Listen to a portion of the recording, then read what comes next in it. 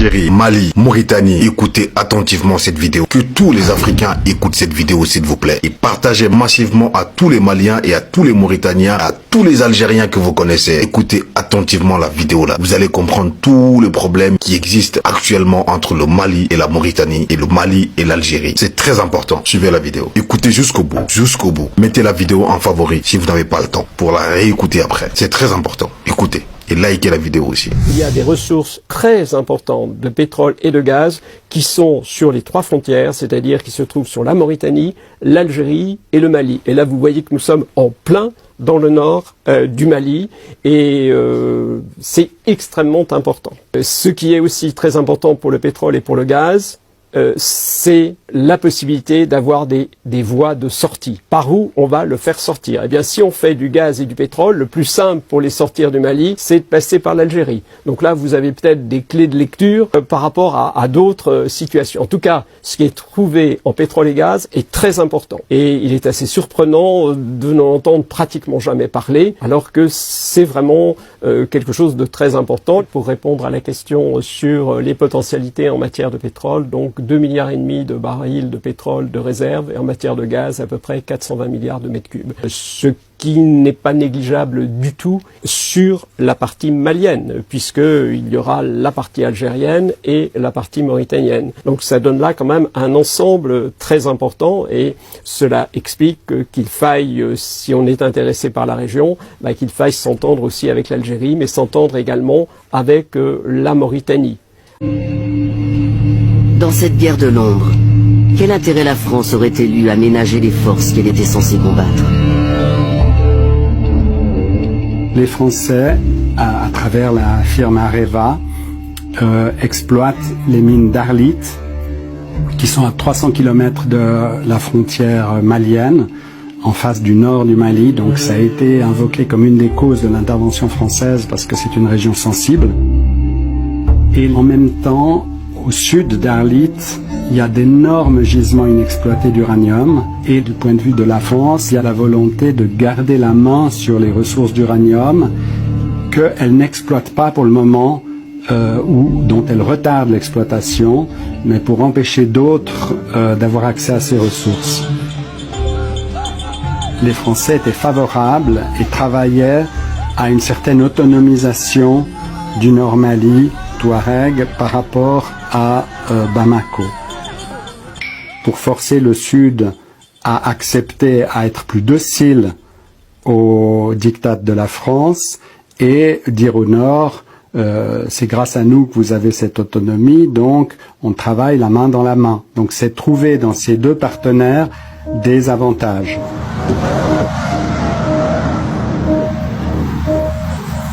Dans cette partie d'échecs, la France n'est pas seule.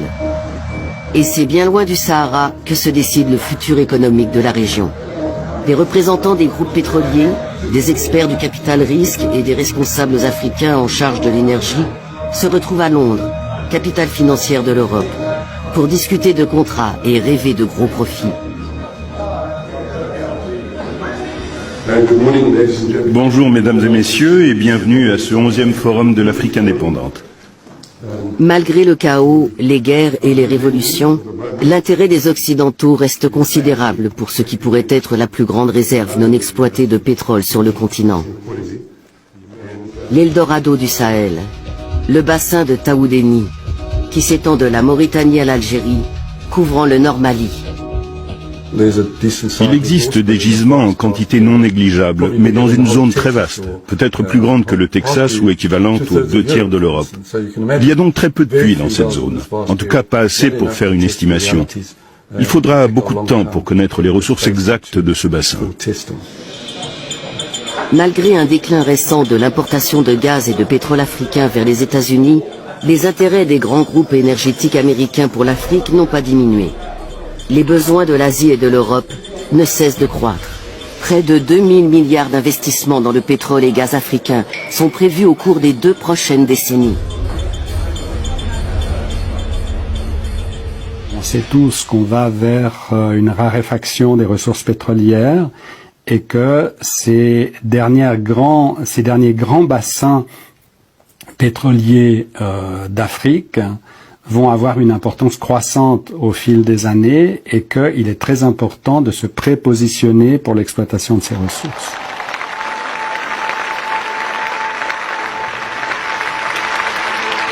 En mai 2014, Obama annonce qu'il va consacrer 5 milliards de dollars supplémentaires à la lutte contre le terrorisme mondial. But as we move to a train and advise mission in Afghanistan, our reduced presence there allows us to more effectively address emerging threats in the Middle East and North Africa.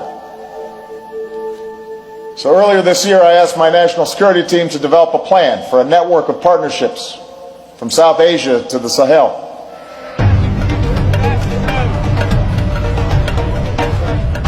130 ans après la conférence de Berlin, un nouveau partage du continent africain s'effectue pour garantir l'approvisionnement en pétrole, en minéraux stratégiques, en terres arables et même en eau sous les sables du désert. C'est pour cela que la véritable histoire de l'intervention de l'OTAN en Libye reste à écrire. Mais elle découle de cette affaire non, mais pas du tout, parce que la France à elle seule ne pouvait pas mener cette intervention. Les Britanniques aussi y ont été associés. Il fallait qu'il y ait les États-Unis qui ont été associés, l'ensemble des pays de l'OTAN, même la Norvège y a été associée, le Qatar y a été associé, les Émirats Arabes Unis y ont été associés, l'Arabie Saoudite y a été associée. Mais vous avez été au cœur du système libyen, vous avez été au cœur de l'État libyen. Oui, mais je vais vous dire pourquoi. Je vais vous dire pourquoi.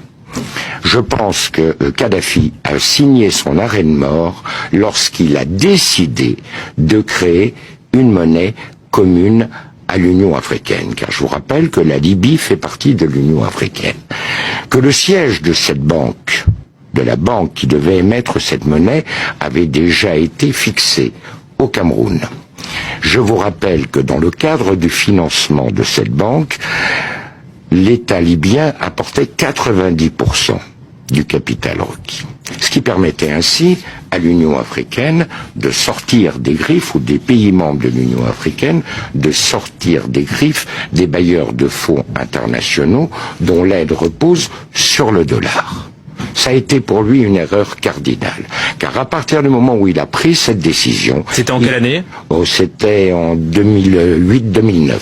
Car à partir du moment où il a pris cette décision, il a heurté de front les intérêts des États-Unis et du dollar américain. Et vous avez un deuxième élément. Du temps du régime, les compagnies pétrolières étaient strictement encadrées. Elles avaient des zones qui étaient exploitées, certes, mais elles avaient un quota de production qu'elles ne pouvaient pas dépasser. Il y avait des conditions financières extrêmement sévères. Prenez l'exemple de Total. Total devait reverser à l'État libyen plus de 85% du résultat de l'exploitation des zones pétrolières. À partir du moment où le régime tombait, eh bien chaque compagnie a fait ce qu'elle a bien voulu faire.